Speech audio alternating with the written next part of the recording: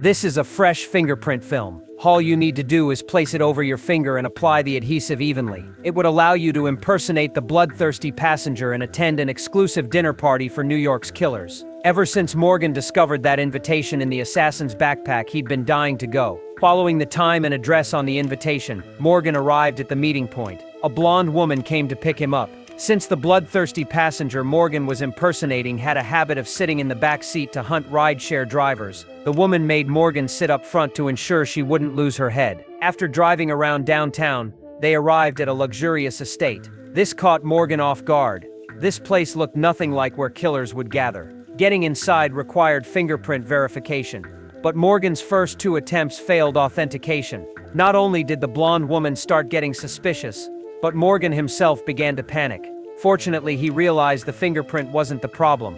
It was just a bit damp. He wiped it on his clothes and tried again. This time it worked. The interior was even more lavish, making Morgan curious about the estate's owner. But to his surprise, the owner, Pratt, wasn't a killer at all. He was an investor, well-connected and extremely wealthy. Besides making money, his greatest passion was collecting artifacts. As a fan of various serial killers, he regularly hosted gatherings and invited killers to attend. He'd even collected their trophies.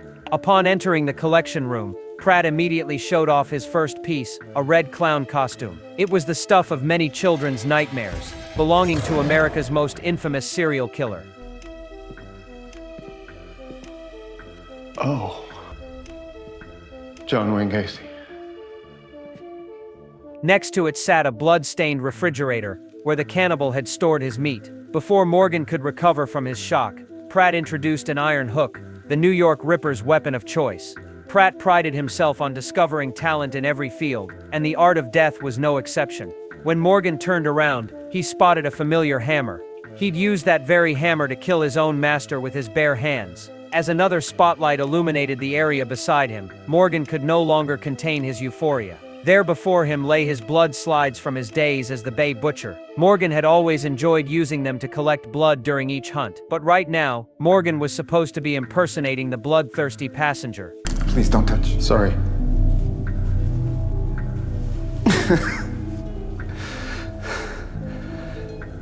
This is quite a collection. An ever-expanding collection.